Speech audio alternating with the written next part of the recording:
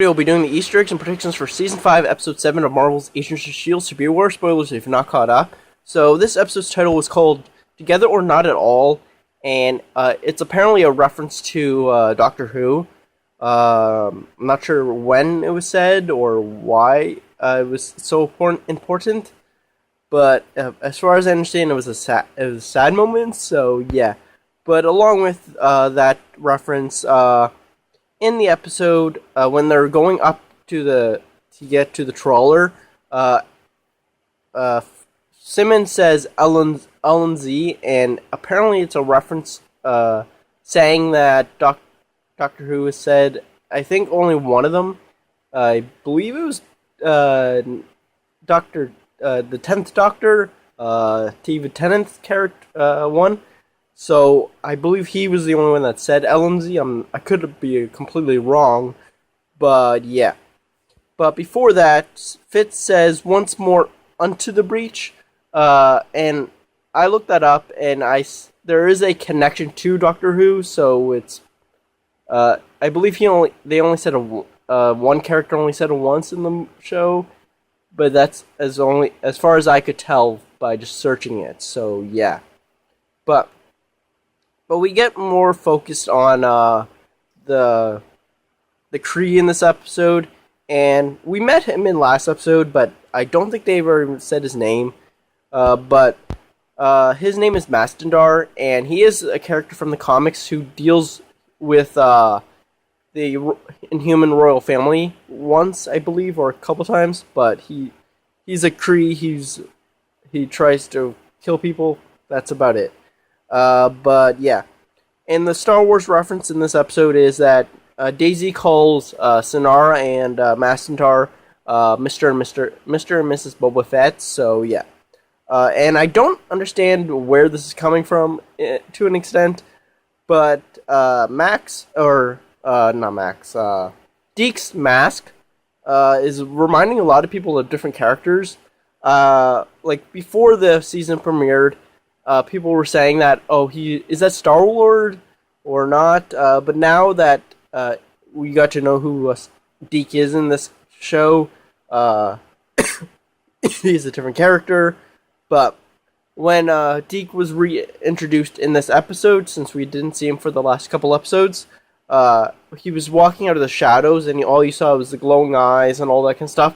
And people right out said, Iron Man. I don't know why, but I never had that thought in my mind because I knew it was Deke. But yeah, and it's not a reference or anything, but I love the dynamic of Fitz and Daisy. The one part where Fitz is helping bandage Daisy's arms up reminded me so much of Season 2's Episode 11 when Daisy, like right after Daisy just got her powers, and Fitz is trying to help protect her and all that. I just was reminded of that scene. But the only other reference that I won't be getting to until the predictions is that what's called Coulson talks about his flying car Lola, and we haven't seen her since last season. So, but hopefully we get to see her this season. And it's not a spoiler for the movie or whatever. But in this episode, Mastandar and Fulnak are talking about the humans and their weapons and all that kind of stuff, and talks about how he only uses like the weapons of the primitives and like that stuff like that. And there's a similar phrase in the Black Panther trailer where one of the Dormelage says that guns are so primitive. So I like that kind of parallel, even though the movie hasn't come out yet, so it's not a reference, it's a pre-reference, I guess. But yeah, and I've never understood why a lot of people are complaining. I don't think I've ever talked about it really in any of the videos, but a lot of people have issue with Agents of Shield's lighting, especially this season. But it's been started since season 2, I believe. But I've never had a real issue with it, even this episode. So I just wanted to bring that up. But yeah, and I I'm fine with a lot of shippers. They're okay sometimes, but this is stretching. Like when Enoch is talking to May on the surface, he's started listing off names of who he took, and May stops him at Philip J. Coulson, and it's not because May loves Coulson. Like a lot of shippers were saying that for some odd reason. I've seen a couple people say that she stopped him there is because she recognized his voice. That's who he said, Philip J. Coulson. So yeah, she obviously recognized the voice from the diner. Nothing because she's in love with Coulson, but yeah. So for predictions, it's probably an obvious prediction because I predicted it a couple episodes ago, I believe. Maybe a while, yeah, technically a while ago because it was before.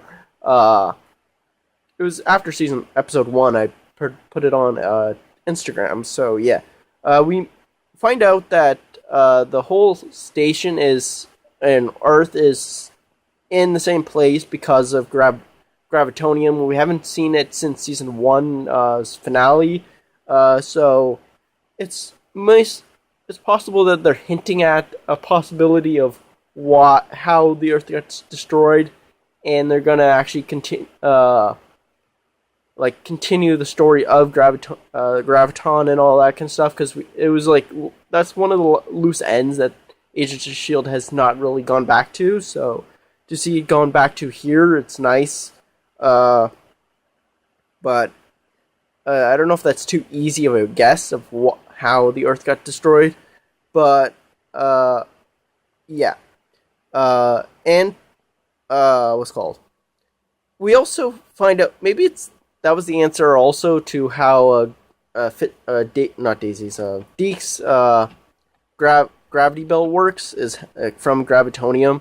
So it's basically been in our eyes the whole entire time. If that's how his belt was working, is gravitonium. So yeah, but anyway, they keep talking about how injured May is and all that kind of stuff. And in this episode, Enoch talks about how that May should not be standing, and even though she's a warrior or fighter or whatever, she should not be standing. She should be trying to heal herself. And like he said, it might be best for a career change. Someone on my Instagram said that I took that conversation out of context. Not really. They did talk about her being injured and having a career change. But what I'm talking about is that I predicted maybe she might become the new director of S.H.I.E.L.D. Because the director of S.H.I.E.L.D. doesn't get into too many fights as field agents do. So she does know the tough call and all that kind of stuff. So she might be a better fit at this moment to be the director of S.H.I.E.L.D. So I would like that. I wouldn't want to lose May. And so to keep her on the show without her having to be in the field or whatever because of her bad leg, make her be the director of S.H.I.E.L.D. I don't think that's going to happen, but yeah. And I'm assuming we're going to meet Cassius's father, because they keep bringing him up and all that kind of stuff. So I really want to see that dynamic. And maybe it's possible that Cassius and the S.H.I.E.L.D. team make some kind of truce and they team up and take down Cassius's father, and like he leaves this Earth alone and let the human or let humans just live like who they want to be. But yeah, and maybe it's possible, but we like earlier on in episode 5 or in episode 5, uh, reason Fitz is here is because he's supposed to save our shield team and whatnot, and someone is already dead on the ground and had two women hovering her. It's possible maybe that's Daisy. I don't know exactly, but I'm thinking maybe the true believers that are on Earth is going to actually try to kill Daisy, maybe, because like in the drawing they have these like weird like claw things. We don't exactly know what they are because it's a kid's drawing. But in this episode, we meet the true believe what we believe are the true believers. But May and Enoch were not taken, but like rescued by the true believers with these like mechanical claw things that retract, like had a really far reach. So maybe those are what are in that drawing, and they're referencing that, and maybe Daisy's in danger or somehow. But yeah. And the only other prediction that I have is that since what's called Fulnak said that since the humans have survived on Earth, it's fine for the Kree to go there. Now that the Shield team is there, they're probably going to go after them as well. And so it's actually kind of good that Mac and Yo-Yo and Flint stayed on in the lighthouse, because now that they know that people can live on the surface, they're probably going to be willing to go onto the surface and try to stop Shield Team from doing whatever they're doing.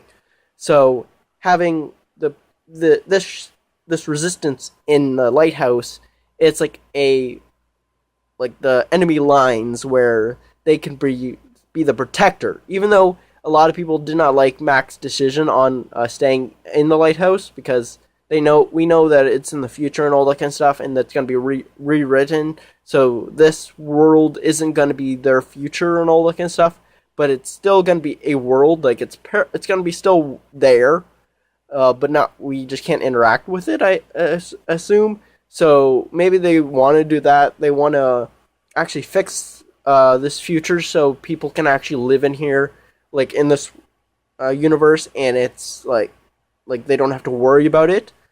But yeah, it's it's actually a good decision on Mac's part to actually stay there now. But yeah, comment down below if I missed any Easter eggs or references. See ya.